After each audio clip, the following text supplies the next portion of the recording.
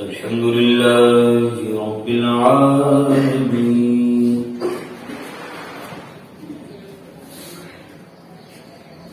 الصلاة والسلام على سيد الأنبياء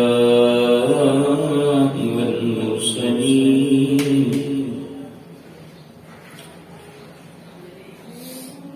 وعلى آله الطيبين والطاهرين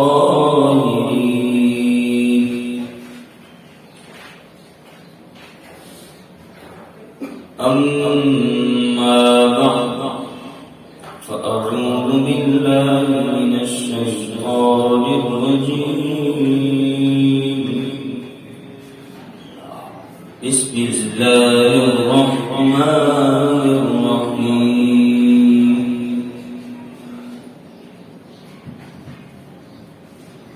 قال الله تعالى في القرآن المجيد والفرقان الحميد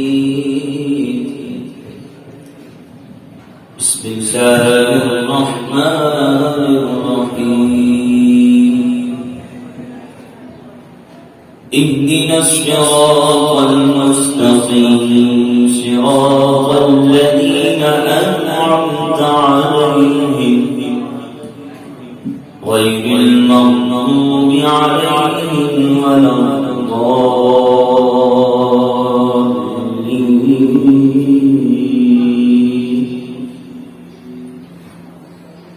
وقال الله تعالى في مقام آخر في شأن حبيبه إن الله وملائكته يصلون على النبي يا أيها الذين آمنوا صلوا عليه وسلموا تسليما.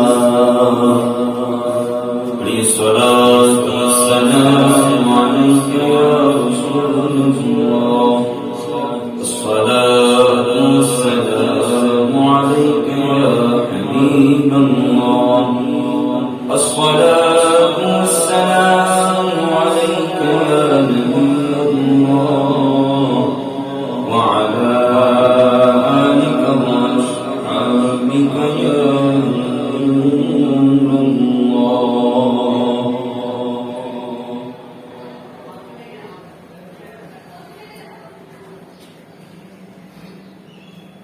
مجھے خطا کا انسان مدینے میں مجھ خطا کا انسان مدینے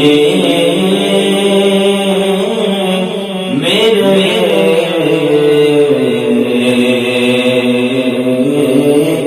مجھ خطا کا احساس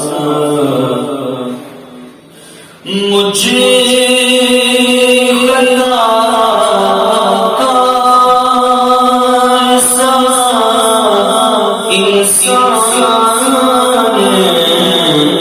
مدینے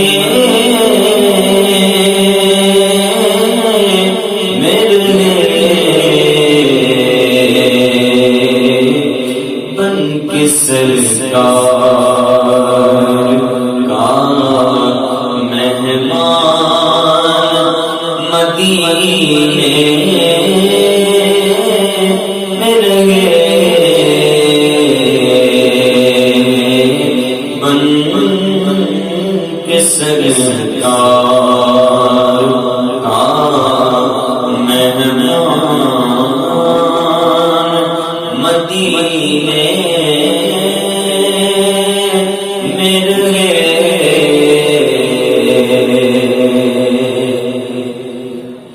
اور یاد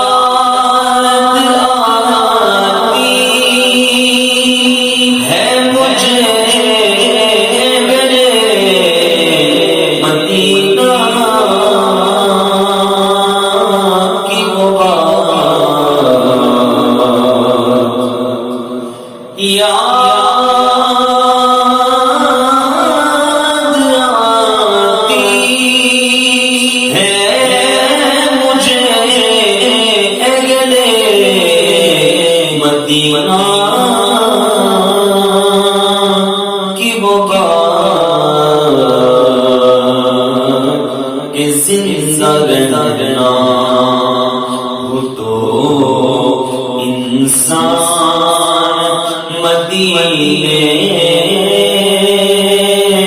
میں رہے، زندہ رہنا ہو تو انسان مدینے میں رہے۔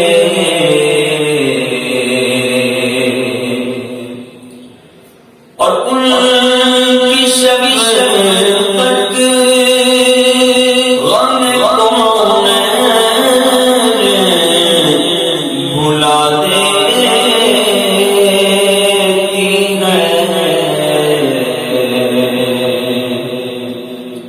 ان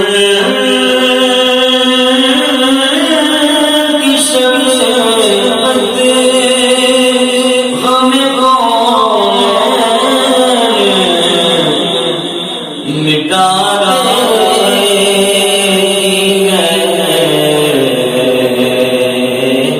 جتنے دن آپ کا مہمان مدینے میں رہے، جتنے دن آپ کا مہمان مدینے میں رہے۔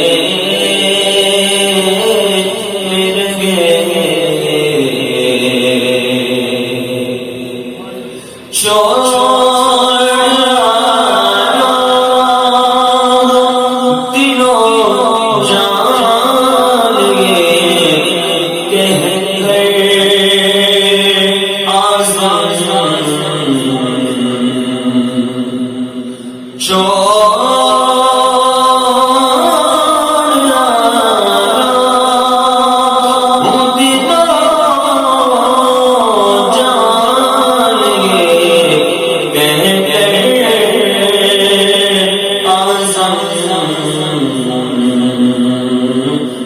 آزاد میں پھیرا میرا سامان مدینے میں رہے، میں آرام میرا یہ سامان مدینے میں رہے۔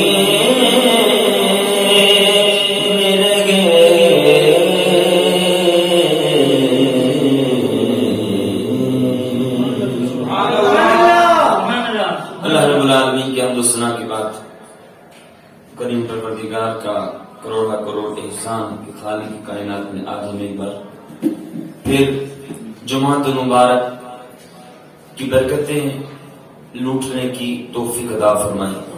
اللہ رب العالمین اس مبارک دن پر اپنے محبوب کی امتیوں پر اپنی رحمتوں کا نزول فرماتا ہے، اور خوش نصیب جن کو جمعہ کے دن کی قدر ہے اور جن کو جمعہ کی فضیلت کا علم ہے، وہ سمجھ سکتے ہیں کہ جمعہ کے دن انسان کو کیا کچھ ملتا ہے۔ نبی کریم صلی اللہ تعالی علیہ وآلہ وسلم نے ارشاد فرمایا، جمعہ یہ غریبوں کی عید ہے، جمعہ مومنین کی عید ہے۔ جو مومن ہوتا ہے وہ جمعہ کو عید کی طرح مناتا ہے، اور اللہ رب العالمین کے محبوب صلی اللہ تعالی علیہ وآلہ وسلم کے صحابہ کرام علیہم رضوان، آپ کا جمعہ کے دن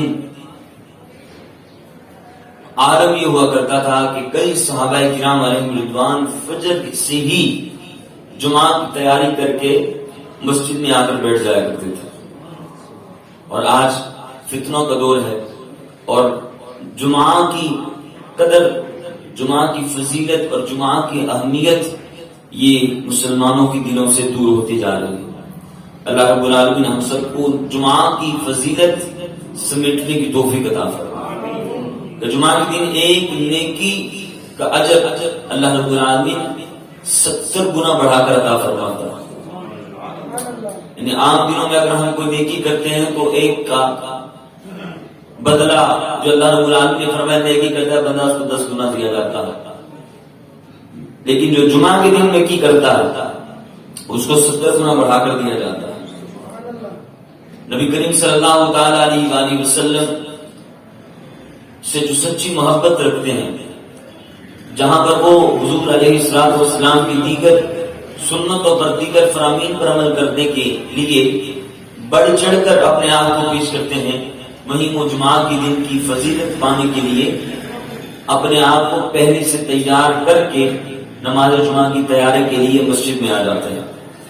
تو اللہ رب العالمین آج کی اس مبارک دن کی برکتیں ہم سب کو عطا فرمائیں. اور عالم یہ ہے اس وقت جو حضور کے عاشق ہیں، جو حضور کے غلام ہیں. میں نے جو کلام پڑھا اس کلام کے اندر مدینہ شریف کی یاد ہے، اور مدینہ شریف کی یاد یہ کیوں نہ ہو کہ نبی کریم صلی اللہ تعالی علیہ وآلہ وسلم کی جہاں پیدائش ہوئی وہ مکہ پاک ہے، جہاں بچپن گزرا وہ مکہ پاک ہے. اور مکہ پاک کی وہ گلیاں جن کے بارے میں اللہ رب العالمین نے فرمایا لا اقسم بہذا البلد، کہ محبوب میں اس شہر مکہ کی قسمیں اٹھاتا ہوں.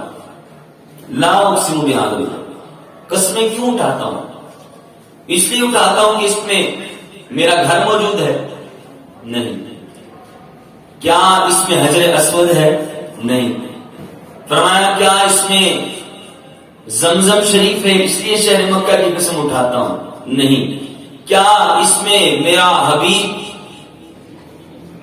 اور میرے حبیب کے جو والد اور میرا خلیل ہے اس نے یہاں پر اپنا وقت گزارا، اس کے قدم لگے اس لیے قسم اٹھاتا ہوں؟ نہیں. کیا یہاں صفا اور مروہ کی پہاڑیاں ہیں اس لیے قسم اٹھاتا ہوں؟ نہیں. تو مولا کیوں قسم اٹھائی؟ فرمایا لا اقسم بہذا البلد. اور آگے تمام سوالوں کا جواب بھی خود رب کائنات نے عطا فرما دیا. فرمایا زیادہ پریشان نہ ہو، میں شہر مکہ کی قسم اس لیے اٹھاتا ہوں وانت حل بہذا البلد، کہ محبوب تمہارے مبارک قدم اس سرزمین مکہ نے چومے. مکہ پاک وہ بستی ہے. اور جب حضور نبی کریم صلی اللہ تعالی علیہ وآلہ وسلم جب کفار کے ظلم و ستم سے تنگ آ کر جب رب کریم کے حکم پر آپ ہجرت کے لیے روانہ ہونے لگے تو آپ کی آنکھوں میں آنسو تھے. اور حضور صلی اللہ تعالی علیہ وآلہ وسلم فرمایا مکہ میں تجھے نہ چھوڑتا، مکہ میں تجھے نہ چھوڑتا، لیکن وہ رب کا حکم ہے اور مجھے ہجرت کرنی ہے شہر یثرب کی طرف. اور یثرب وہ شہر ہے کہ جس شہر کو رب کریم کے محبوب کے قدم لگنے سے پہلے یثرب کہا جاتا تھا. اور یثرب کا معنی بیماریوں کی جگہ. کون سی جگہ؟ بیماریوں کی جگہ. اب اللہ رب العالمین نے اپنے محبوب کی شان کیسے بلند کی؟ ورفعنا لک ذکرک. لوگ کہتے ہیں مدینہ مدینہ کیوں کرتے ہو، بس حضور ہی کو یاد کرتے ہو، بس مدینہ ہی مانگتے رہتے ہو. تو ہم حضور صلی اللہ علیہ وآلہ وسلم کی ہجرت کو ہی دیکھتے کہ رب نے اپنے محبوب کی ہجرت اس جگہ پر نہیں کروائی کہ جہاں پر جگہ سرسبز و شاداب تھی. کہ ہو سکتا ہے لوگ بعد میں یہ کہتے کہ ان کے آنے سے تو پہلے بھی یہ شہر بڑا ہرا بھرا تھا. اللہ رب العالمین نے کسی امیر شہر کی طرف بھی ہجرت دی حضور کی فرمائی کہ لوگ یہ نہ کہتے یہ تو پہلے بڑا امیر و کبیر شہر تھا. اور اس شہر کی طرف بھی ہجرت نہیں کروائی کہ جہاں کے لوگ بڑے وہاں پر رہنے کے لیے وہاں پر جانے کے لیے ترستے تھے کہ لوگ بعد میں کہہ سکتے تھے کہ کوئی بات نہیں حضور چلے گئے. تو پہلے بھی لوگ اس بستی کی طرف سفر کیا کرتے تھے. اللہ رب العالمین نے اپنے محبوب کی شان اس انداز سے بلند فرمائی کہ اپنے محبوب کو اس شہر میں بھیجا کہ جس شہر کو محبوب کے قدم لگنے سے پہلے بیماریوں کی جگہ کہا جاتا تھا. اور جب محبوب کے قدم لگے تو وہ مدینہ بن گیا. وہ طیبہ بن گیا، وہ دار الشفا بن گیا، اور ایسا شہر بن گیا کہ جس کے آج اتنے نام ہیں کہ جتنے نام کسی اور شہر کے نہیں ہیں،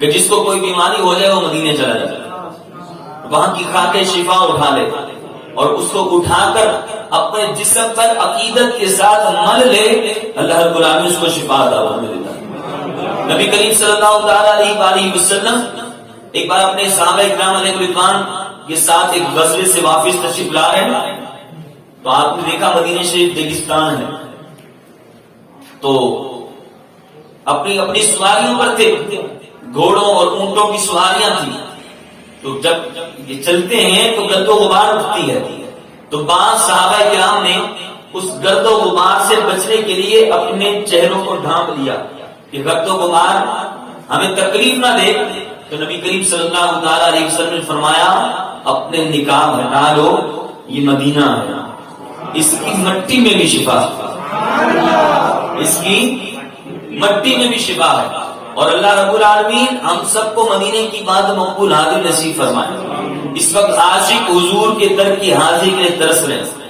تڑپ رہے، اور ایک عرصہ ہو گیا کہ جو عاشق ہر سال حضور کے در پہ حاضری دیا کرتے تھے، جو ہر دوسرے تیسرے ماہ حضور کی بارگاہ میں حاضر ہوا کرتے تھے، جو ہر سال ماہ رمضان میں حضور کی بارگاہ میں حاضر ہوا کرتے تھے، وہ عاشق اب ترس رہے ہیں، تڑپ رہے ہیں۔ اللہ رب العالمین ہم سب کو اپنے محبوب کے در کی بات قبول حاضر نصیب فرمائے۔ اور یہ وہ شہر ہے کہ جس شہر میں عاشقوں کے امام مالک رحمۃ اللہ تعالی علیہ، آپ کا عالم یہ ہوا کرتا تھا کہ مدینہ پاک میں آپ ننگے پاؤں گھوما کرتے تھے، اور یہ گھومنے کی وجہ یہ نہیں تھی کہ آپ غریب تھے، آپ کے پاس کچھ تھا ہی نہیں۔ روایات میں آتا ہے ایک بار ایک شخص آپ کے پاس حاضر ہوا اور دیکھا کہ آپ کے دروازے کے باہر مصری گھوڑے کھڑے، عالی شان گھوڑے کھڑے، تو ایک شخص حاضر ہوا تو اس نے کہ حضور اتنے عالی شان گھوڑے آپ کو کسی نے تحفہ دیے؟ آپ نے فرمایا میں تمہیں یہ سارے تحفہ دیتا ہوں۔ امام مالک رحمۃ اللہ تعالی، اس نے کہا حضور ایک گھوڑا تو اپنے لیے رکھ لیں۔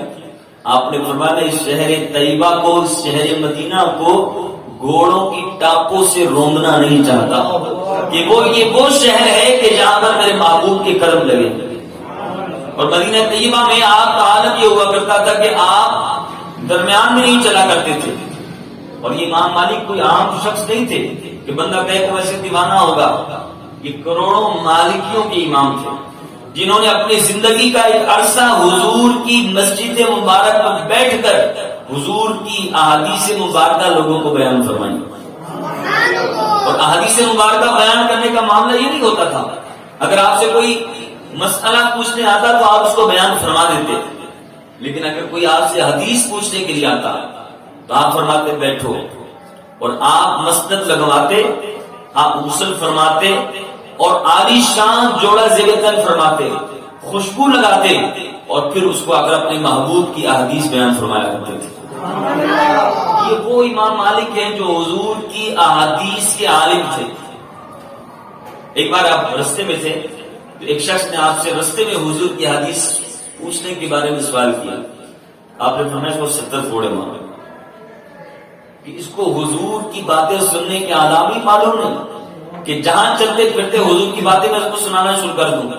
آپ نے پہلے اس کو سزا دی اور پھر فرمایا بھی بیٹھو، اور آپ نے وہی انداز جو آپ کا انداز ہوا کرتا تھا تیار ہو کر اس کو حضور کی حدیث سنائی۔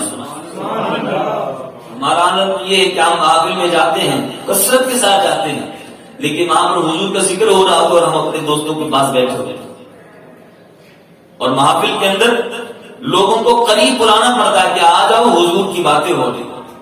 اللہ رب العالمین ہم سب کو حضور کے ذکر کا ادب نصیب فرمائے، اور حضور کے در کی بات مقبول حاضر نصیب فرمائے، اور مل کے حضور کی بارگاہ میں اس انداز سے جائیں کہ حضور کی نظر کرم ہم سب پر ہو جائے۔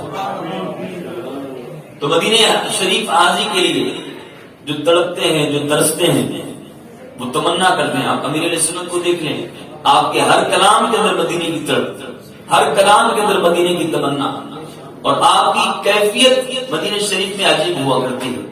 اللہ رب العالمین ہم سب کو مدینے کی حاضری نصیب فرمائیں اور اپنے کسی عاشق کے ساتھ حاضری دینے کی توفیق عطا فرمائیں۔ اور آج تو دن بھی کس عاشق کا ہے؟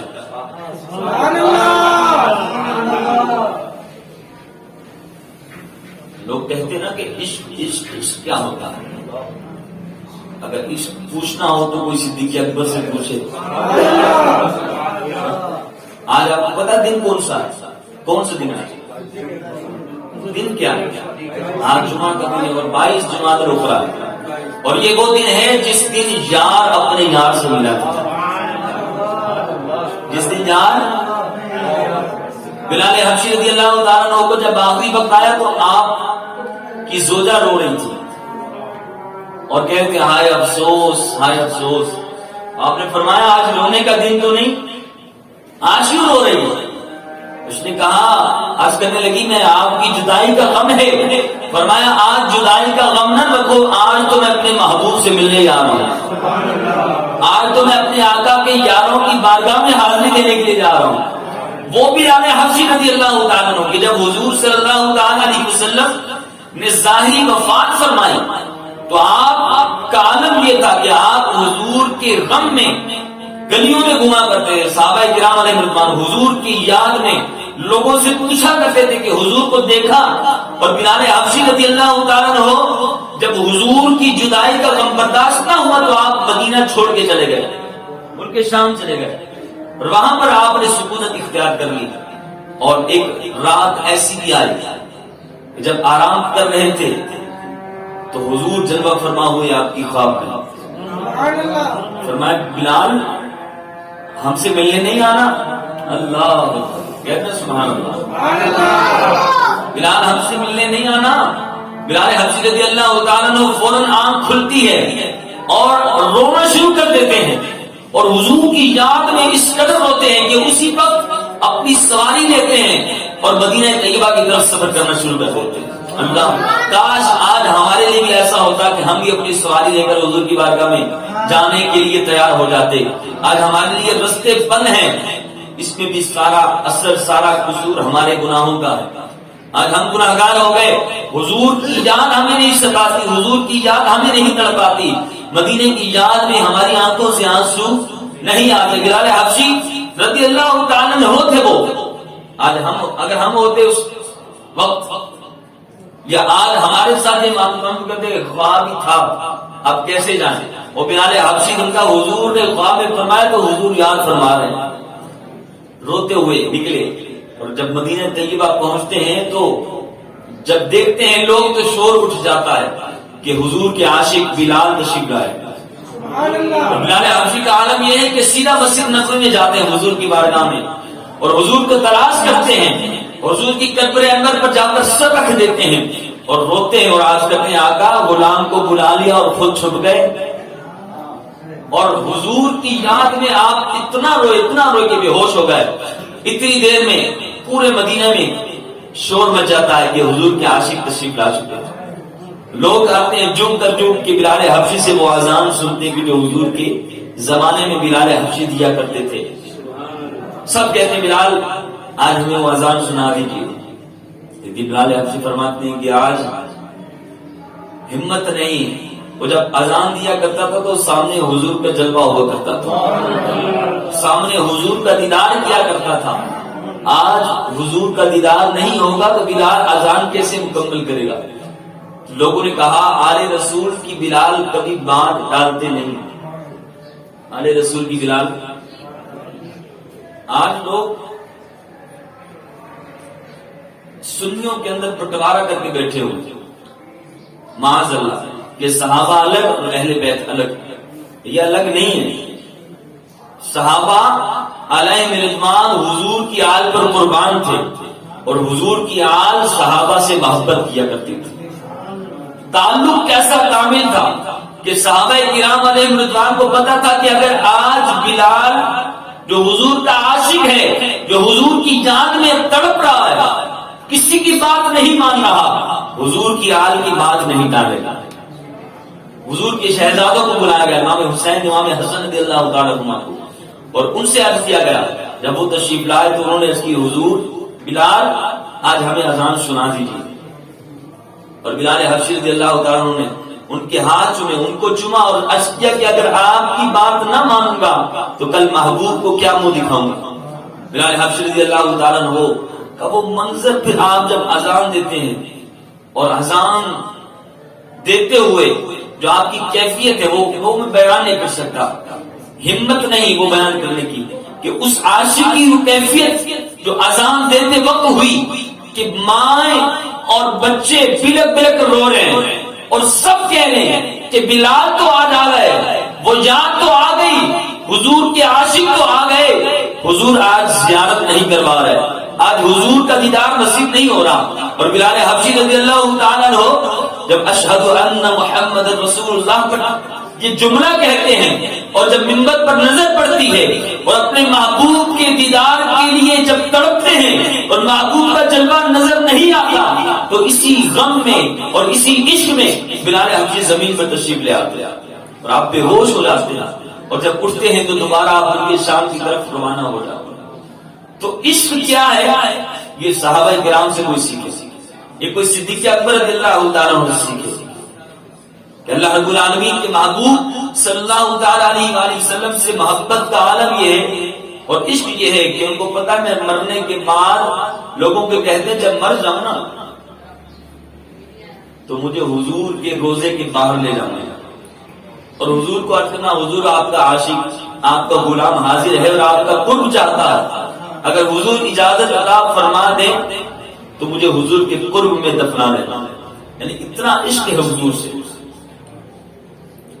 اور یہ ہوا عالم صحابہ کرام بھی جب لے کر گئے تو حضور کی طرف سے جب اجازت ملی تو آج قیامت تک حضور کے قرب میں صدیق اکبر رضی اللہ تعالیٰ عنہ آرام فرما۔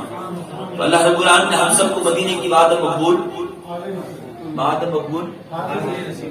مل کے مانگتے مدینے کی تڑپ، مدینے کی طلب میں آئیے عرض کرتے ہیں کہ خدا کرے کبھی تربا سے یہ پیام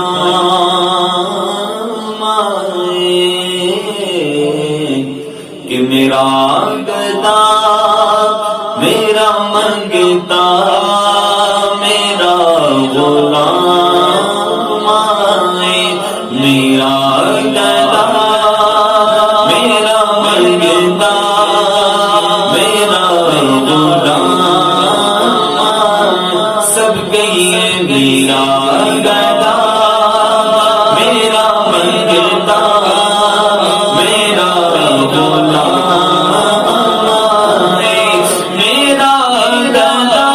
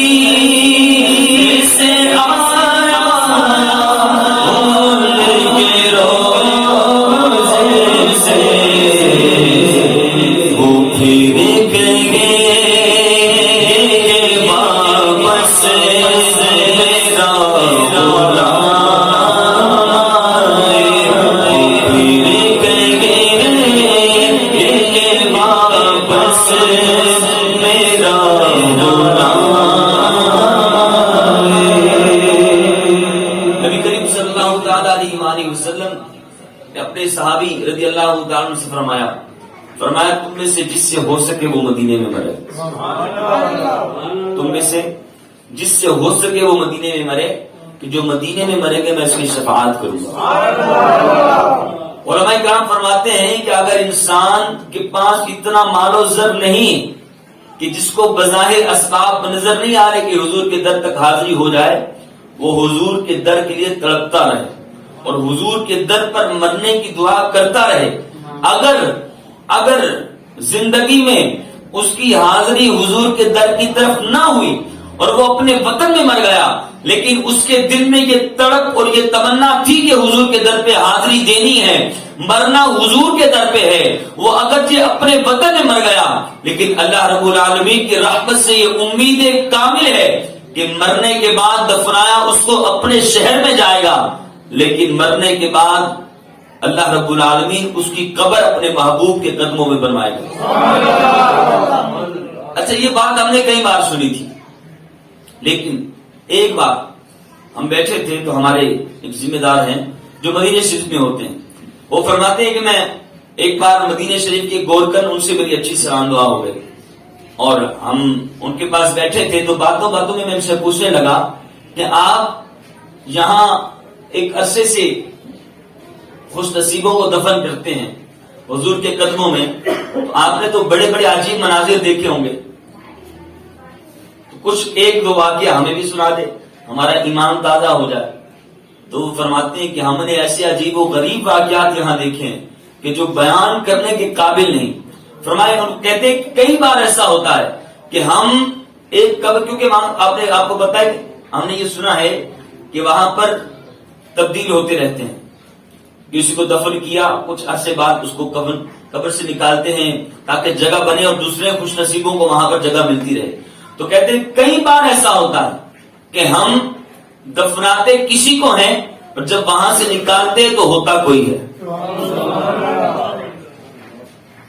تو اس بات سے یہ بھی پتہ چلتا ہے کہ اللہ رب العالمین اس بات پر قادر ہے کہ جو عاشق حضور کے در پر مرنے کی تڑپ رکھے, مرنے کی تمنا کرتا رہے, بظاہر اسباب نہ ہو, لیکن اللہ رب العالمین اس کو مرنے کے بعد یہ سعادت عطا فرمائے گا. اور مدینے میں جو شخص مرے گا, سبحان اللہ, کل محشر کا میدان جب لگے گا تو فرمایا حضور صلی اللہ تعالی علیہ وسلم سب سے پہلے اپنی قبر انور سے جلوہ فرما ہوں گے, اور حضور کے دائیں ہاتھ صدیق اکبر اور آپ کی ایک طرف فاروق اعظم ہوں گے, اور فرمایا سب سے پہلے آپ کے بعد بقیہ پاک کے مدفونین حضور کے پیچھے جلوہ فرما ہوں گے اور وہ حضور کے ساتھ ہوں گے.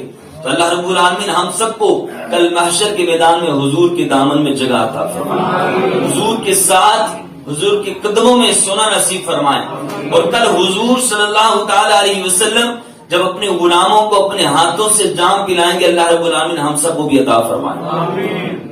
سید اعلیٰ اپنے کلام میں فرماتے ہیں کہ مجھے تیرے صدقے مجھے کی بوند بہت ہے تیری, تیرے صدقے مجھے ایک بوند بہت ہے تیری, جس دس اچھوں ملے جان چھلکتا دیتا, جس دس اچھوں ملے جان چھلکتا.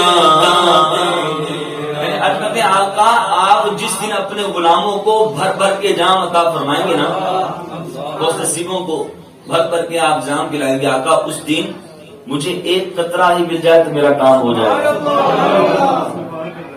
خوش نصیب ہوں گے نا کہ جو حضور کی قرب میں آئیں گے اور حضور کے ہاتھوں سے آب کوثر کے جام پیئیں گے. اور آرازت عرض کرتے ہیں کہ تیرے صدقے مجھے ایک بوند بہت ہے تیری, جس دن اچھوں کو پیلے جان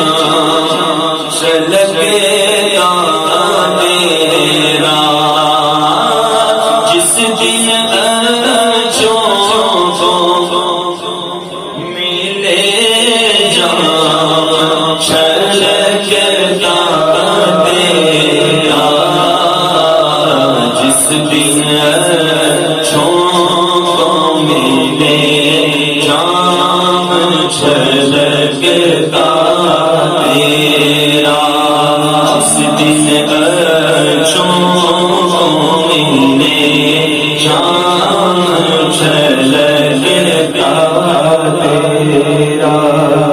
اللہ رب العالمین ہم سب کو حضور کے ہاتھوں سے جام عطا فرمائے۔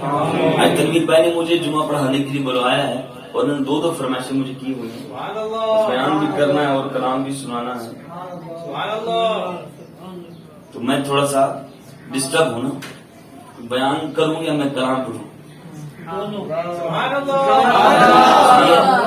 تھوڑا سا یہ مشکل کام ہے نا، ایک بیان چل رہا تو پھر بیچ میں بندہ کچھ نہ کچھ، اور نعت پڑھنا اور بیان کرنا یہ دونوں الگ الگ چیزیں۔ اب انہوں نے فرمائشی بھی مجھے کر دی ہے۔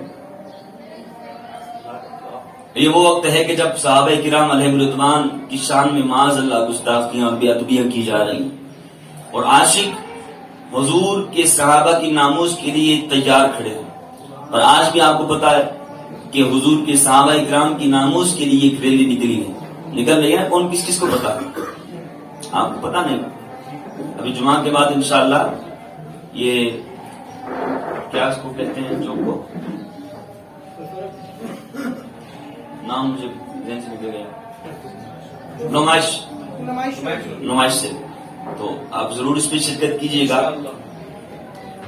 ہمارے پاس اعمال نہیں ہیں، یقین مانیں، ہماری نمازیں کیسی ہیں یہ ہم جانتے ہیں، ہماری نیکیاں کیسی ہیں ہم جانتے ہیں، اور حضور صلی اللہ علیہ وسلم کے صحابہ اور آپ کی اہل بیت کی ناموز کے لیے اگر آج ہم کھڑے ہو جائیں اور اگر یہی نیکی ہمارے کام آ جائیں تو ہمارا بیڑا پار ہو جائے گا، کہ اللہ رب العالمین کی بارگاہ میں ادب دیکھا جاتا ہے، ورنہ کامل اگر کوئی بندہ کہے کہ نہیں صرف نمازیں پڑھنے سے کام چل جائے گا، تو جیسی نماز میرے محبوب نے ادا فرمائی ایسی نماز کسی کے بس میں ہے ہی نہیں کہ وہ ادا کر سکے، اور جس طرح سے میرے محبوب نے زندگی گزاری ہے، اللہ رب العالمین نے فرمایا میرے محبوب کی زندگی تمہارے لیے بہترین نمونہ ہے، اگر ہم اس نمونے پر عمل کرنے والے ہو جائیں تو پھر تو کام ہی بیڑا پار ہو جائے ہمارا، لیکن ہم اس قابل ہیں ہی نہیں، کوئی بھی اس کام نہیں آ سکتا، اس لائق کسی کی ہمت ہی نہیں کہ اس انداز سے نماز ادا کر سکے، اس انداز سے نیکیاں کر سکے، ہم صرف کوشش کر سکتے ہیں، ورنہ بڑی بڑی نیکیاں کرنے والے کیا ابلیس سے زیادہ کوئی تھا؟ فرمایا اس کی عبادت کو، اس کے سجدوں کو اگر زمین پر پھیلا دیا جائے تو پاؤں رکھنے کی جگہ نہ ملے، اس قدر اس نے اللہ رب العالمین کی عبادت کی، لیکن جب دل میں بے ادبی آئی اور اپنے آپ کو بڑا سمجھا تو اللہ رب العالمین نے پوری زندگی کے اعمال برباد کر دیے۔ یہ ہے ابلیس کہ جس نے اس قدر عبادت کی کہ فرشتوں کا سردار بن گیا اور ذرا سی بے ادبی پر راندہ درگاہ ہو گیا، اور قیامت تک اس کا نام جہنمیوں میں لکھ دیا گیا، جہنمیوں کا سردار بن گیا۔ ایک طرف یہ ہے اور ایک طرف وہ زناکار عورت تھی، زانیہ عورت تھی، اور جس نے ایک پیاسے کتے کو پیاس بجھانے کے لیے اپنا جوتا اٹھا کر اس کو پانی پلایا، اللہ رب العالمین نے اس کو ولیہ کا مقام عطا فرمایا۔ تو اس کی بارگاہ ہمیں ادب دیکھا جاتا ہے، جس کے دل میں اللہ رب العالمین اس کے محبوب اور اس کے محبوبوں کے محبوبوں کا ادب ہوگا، قیامت کے دن اس کا بیڑا پار ہو جائے گا۔ آج وہ دن ہے کہ ہم لوگوں کو بار بار حضور صلی اللہ علیہ وسلم کی ناموز کے لیے، کبھی صحابہ کی ناموز کے لیے، اور کبھی اہل بیت اطہار کی ناموز کے لیے، اور کبھی اولیاء کرام کی ناموز کے لیے مسلمانوں کو تنگ کیا جاتا ہے۔ آج جو خوش نصیب ان کی عزت کے لیے اللہ رب العالمین کی بارگاہ میں حاضر ہوگا، کل قیامت کے دن اس کا بیڑا پار ہو جائے گا۔ تو صحابہ کرام علیہم رضوان کی شان میں الحمدللہ اس وقت ہر کوئی منقبت پڑھ رہا، اہل بیت اطہار کی شان میں ہر کوئی منقبت پڑھ رہا۔ میں نے بھی ایک منقبت پڑھی، ایک منقبت تو بہت مشہور ہو گئی، اور ایک منقبت میں نے تین دن پہلے پڑھی، اور یہ عقیدہ ہے ہمارا، یہ ہمارا مظفر شاہ اللہ رب العالمین کو سلامت رکھے بڑے خوبصورت بات کی. انہوں نے فرمایا آج دن وہ ہے، آج وہ معاملات چل رہے ہیں کہ آپ کسی کو بھی بلائیں، کوئی بڑے سے بڑا پیر ہو تو پہلے پوچھ لیں بھائی سنی ہے. سبحان اللہ. کوئی بڑے سے بڑا سید آ جائے تو پہلے یہ پوچھے بھائی سنی ہے. بڑے سے بڑا ناتھواں آ جائے تو پہلے پوچھے بھائی سنی ہے. کوئی بڑے سے بڑا امام آ جائے تو پہلے پوچھے سنی ہے. تو سنی آج کے دور میں کون ہے؟ جو حضور صلی اللہ علیہ وآلہ وسلم کے صحابہ کو بالترتیب مانے. جو کیا کرے بالترتیب؟ حضور کے صحابہ کو مانے. یہ دل کا معاملہ نہیں ہے، شریعت کا معاملہ ہے. آج لوگ معاذ اللہ دل کی بات کر کے امت کو گمراہ کر رہے ہیں. کہ میرے ایک دوست ہیں یو کے میں ہوتے ہیں، وہ میرا سمجھتے کہ مرید ٹائپ کا، یعنی میرا اتنا وہ لائک مجھے کرنے والا، میرے کلام سننا، اس کو شیئر کرنا، گروپ بنایا اس نے. تو اچانک اس نے مجھے ایک پوسٹ شیئر کی کہ جس میں تفصیلی اس پوسٹ میں شامل تھے. میں نے اس کو بولا یہ کیا کر رہے ہو؟ اس نے کہا اس میں سید صاحب ہیں. میں نے کہا سید صاحب تو ہیں تو اس میں رامزی بھی ہیں. تو میں نے کہا آپ کو پتہ نہیں یہ تو آج کل جو معاملہ چل رہا ہے اس میں تو صدیق اکبر کی گستاخی بھی انہوں نے کی. تو اس نے کہا کیا ہوا سید تو ہیں. معاذ اللہ، یعنی معاملہ یہاں تک آ گیا کہ کچھ سید ہے اور وہ بھلے جتنی بھی بڑی گستاخی کر لے ہمارا دل مانتا ہی نہیں. تو آج دن وہ ہے اپنے بچوں کو، اپنی نسلوں کو یہ سمجھائیں کہ اس وقت اپنے عقیدے کی حفاظت کرنا بڑا مشکل ہو چکا ہے. یہ وہ دور آ چکا ہے کہ لوگ چپڑی چپڑی باتیں کر کے اور اپنی خواہشات کے مطابق لوگوں کو چلا کر دین سے گمراہ کرنا. تو جو کلام میں نے پڑھا وہ بھی الحمدللہ ہمارا عقیدہ ہے اور علماء کرام نے اس کلام کو بہت پسند کیا. اور وہ کیا ہے میں پڑھوں گا تو آپ نے اس کا جواب دینا ہے. کون سا ہے صدیق نمبر پہلا پہلا پہلا، کیا آپ نے کہنا ہے؟ پہلا پہلا. کون سا ہے صدیق نمبر پہلا پہلا پہلا نمبر، کون سا ہے صدیق نمبر پہلا پہلا. یعنی جس کو حضور اپنا مصلح عطا فرما دے کیا اس سے آگے کچھ ہوگا؟ جس کو حضور، یعنی ہم مثال کے طور پر آج ہمارے مسجد میں ہم یہاں پر آتے ہیں، آپ کی مسجد میں کوئی بڑی شخصیت آ جائے تو امام صاحب کی انتظامی خواہش کیا ہوتی ہے؟ یار آج نماز ان سے پڑھا رہے. یعنی ہم سمجھتے ہیں مصلح امامت یہ ہماری عزت دینے کا بہت بڑا مقام ہے. اور جس کو مصلح حضور عطا فرمائے، ایک نماز میں نہیں، دو میں نہیں، تین میں نہیں، چار میں نہیں، 17 نمازوں میں جس کو حضور اپنا امام بنا دیں، اپنے صحابہ کا امام بنا دیں، اس سے بڑھ کر کوئی ہو سکتا ہے؟ اچھا پھر لوگوں کے ذہن میں بھی بات ڈالی جاتی ہے مولا کائنات اہل بیت اطہار. تو معاذ اللہ یہ بات یاد رکھیں کہ جب ایک شخص کی تعریف کی جائے تو اس کا مطلب نہیں ہے کہ دوسرے کی گستاخی ہو رہی ہے. یہ بات یاد رکھیں کہ جب ہم ایک شخص کی تعریف کرتے ہیں اس کا مطلب یہ نہیں دوسرے کی گستاخی کر رہے. جو مقام، جو عزت جس کو ملا ہم اس کے مطابق اس کو مانتے ہیں. مولا کائنات ہماری جان ہے اور ہم تو کہتے ہیں میں قادری میرا نعرہ ہے یا علی مولا. لوگ کہتے ہیں قادری یہ مولا علی کا ذکر ہی نہیں کرتے. ایک عالم نے جو خوبصورت بات کی، میں قادری میرا نعرہ ہے یا علی مولا، ہمیں تو جان سے پیارا ہے یا علی مولا. کسی کرو یا جماعت کی ملکیت تو نہیں، مولا علی سے واپس ہم ہی کرتے ہیں، ہم ہی یا علی کہتے ہیں. شاعر نے کہا کسی کرو یا جماعت کی ملکیت تو نہیں، تمام جگ نے پکارا ہے یا علی مولا، تمام جگ نے پکارا ہے یا علی مولا.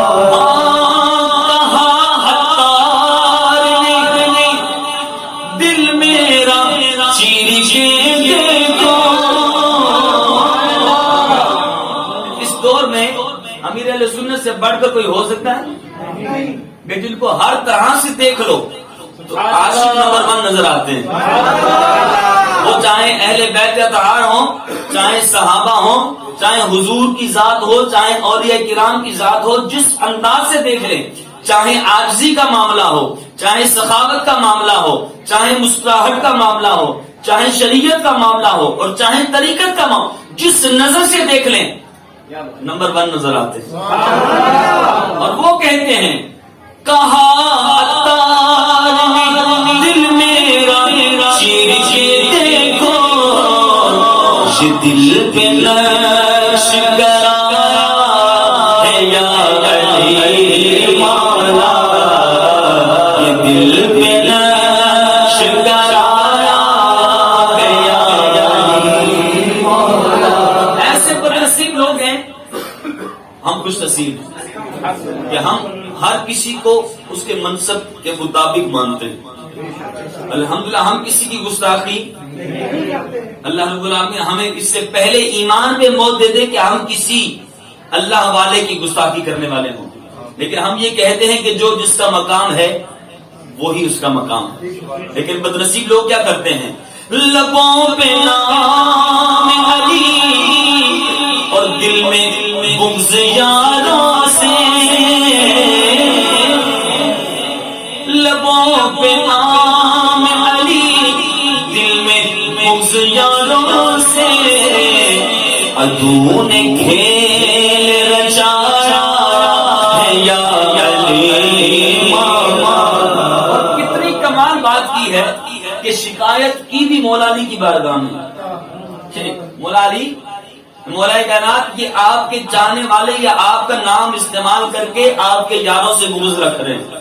اور قیامت کے دن مولا علی پوچھیں گے پھر ان سے، قیامت کے دن مولا علی پوچھیں گے ان سے کہ لبوں پہ نام علی دل میں بغض یاروں سے، عدو نے کھیل رچایا ہے یا علی مولا، عدو نے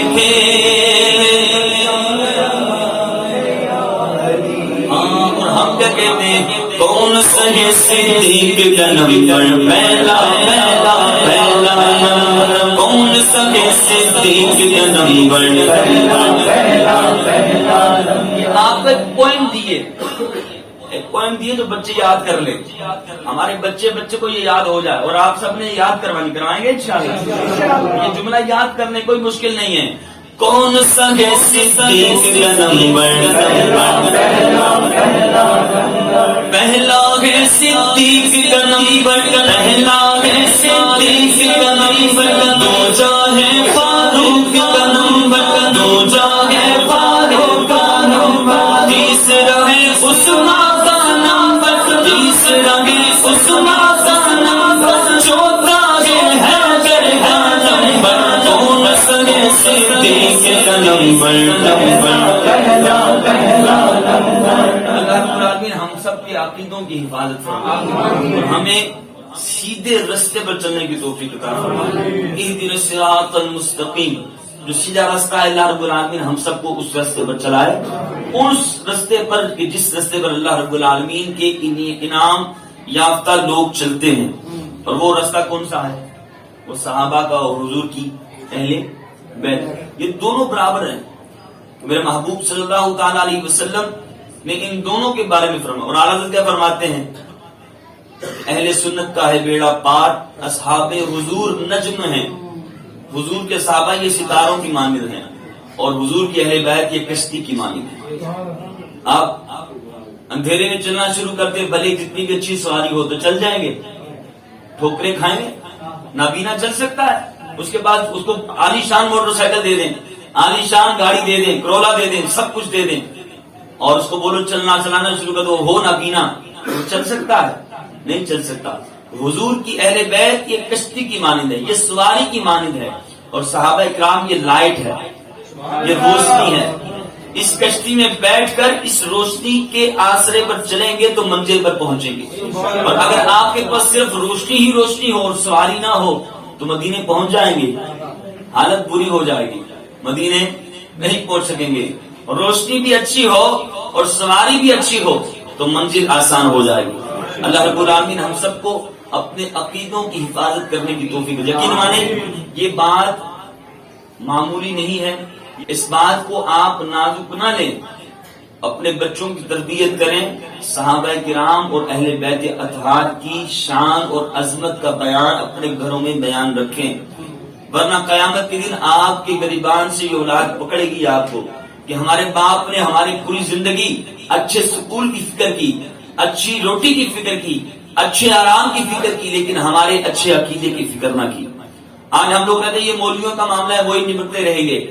تو مولوی تو پھر قیامت کے دن جس نے اچھا کیا تو وہ اچھائی کی طرف چلا جائے گا، اور جس نے برا کیا تو وہ جہنم میں چکی پیس رہا ہوگا. لیکن ہمارا عمل کیا ہوگا، ہمارا معاملہ کیا ہوگا کہ جب ہم علماء کرام سے دور رہیں گے، علماء حق اہل سنت سے جب ہم دور رہیں گے تو قیامت کے دن ہمارا کوئی بہانہ اس وقت قبول، ہم اس وقت یہ تو نہیں کہہ سکیں گے نا مالک دنیا میں تو انہوں نے جھگڑے شروع کیے ہوتے ہمیں سمجھ نہیں آتی تھی. آپ کو اپنی بیٹی کی اچھے رشتے کے لیے سمجھ آ جاتی ہے، آپ کو اپنی نوکری کی اچھی تلاش کے لیے سمجھ آ جاتی ہے، آپ نے فلیٹ کون سے اچھے ایریا میں لینا یہ آپ کو سمجھ آ جاتی ہے. دنیا کے ہر معاملے میں دھوکہ بازی ہے، لیکن پھر بھی آپ اپنی عقل استعمال کر کے اچھے جگہ، اچھی سوسائٹی، اچھی معاملات دیکھتے ہیں. اور جب دین کا معاملہ ہے اور آپ یہ کہہ کے جان چھڑا کر چلے جائیں کہ یہ تو مولویوں نے دین میں مسئلے بنائے ہوئے ہیں، جھگڑے چلائے ہوئے، تو آپ کی عقل کام نہیں کرتی. آپ کو پتہ نہیں کہ کون محبت پر چل رہا ہے، کون شریعت پر عمل کر رہا ہے، اور کسی کی زندگی پر عمل کرتے ہوئے ہماری زندگی سمجھ جائے گی. کیا ہمیں سمجھ نہیں آتی؟ تو ہمارا یہ معاملہ کل قیامت کے دن ہمیں یہاں سے بچوا نہیں سکے گا. مل کے آخر میں منقبت کرتے ہیں اور پھر انشاءاللہ ہم اختتام کرتے ہیں. ہر صحابی نبی جنتی جنتی، ہر صحابی نبی جنتی، ہاں ہر صحابی نبی جنتی جنتی، ہر صحابی نبی جنتی جنتی، ہر صحابی نبی جنتی جنتی، ہر صحابی نبی جنتی جنتی، حضرت صدیق بھی جنتی جنتی، حضرت فاروق بھی جنتی جنتی، حضرت عثمان بھی جنتی جنتی، حضرت علی بھی جنتی جنتی، حضرت عائشہ بھی جنتی جنتی، سیدہ فاطمہ جنتی جنتی، حضرت حسن بھی جنتی جنتی، حضرت حسین بھی جنتی جنتی، امیر معاویہ جنتی جنتی جنتی، ہر صحابی نبی جنتی جنتی، ہر صحابی نبی جنتی جنتی.